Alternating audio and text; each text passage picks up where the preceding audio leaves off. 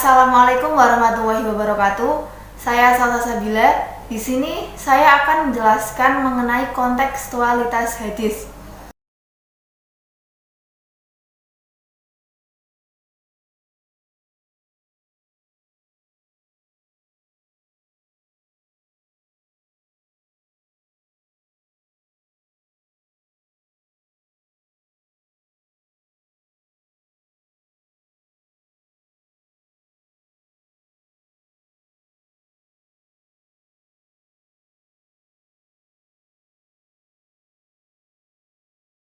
Pemahaman hadis dapat ditinjau dari segi tekstualnya dan bisa dari segi kontekstualnya. Cara memahami hadis dengan cara mempertimbangkan konteks dan histori sosialnya bukanlah metode baru karena telah terjadi pada masa Nabi Shallallahu Alaihi Wasallam. Prinsip-prinsip kontekstualitas. Yang pertama ada prinsip ideologi terbuka.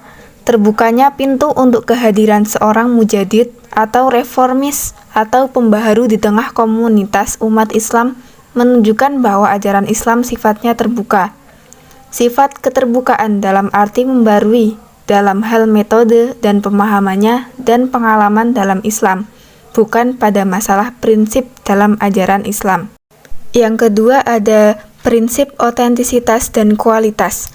Penyusunan hadis yang dilakukan oleh para ulama yang bersumber dari Nabi Shallallahu Alaihi Wasallam telah ada dalam bentuk kitab, musnad, dan lain-lain.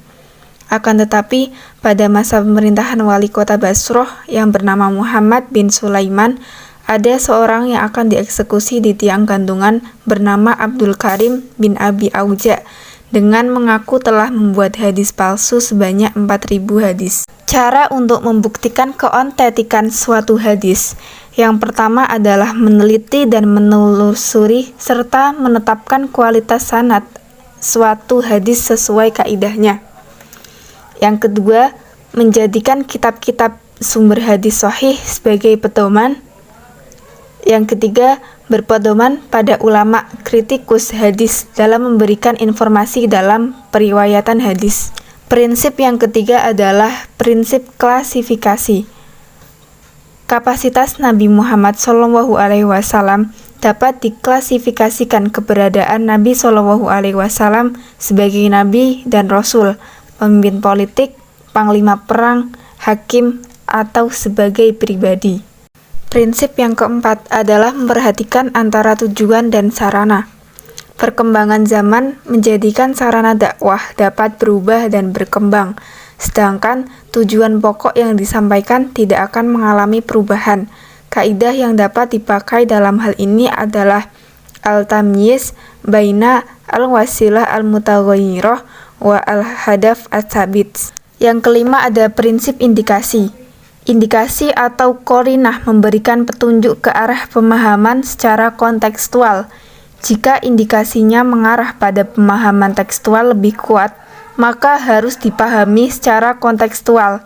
Akan tetapi, jika justru indikasinya lebih kuat untuk dipahami secara kontekstual, maka metode semacam itulah yang harus dipilih.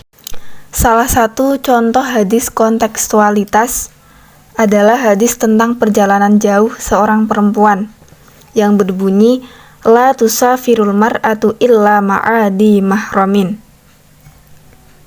Hadis riwayat Ibnu Abbas, yang artinya tidak boleh seorang perempuan mengadakan perjalanan jauh kecuali ditemani mahram. Hadis riwayat Imam Bukhari. Pemahaman kontekstual dari hadis tersebut adalah reinterpretasi tentang konsep mahram.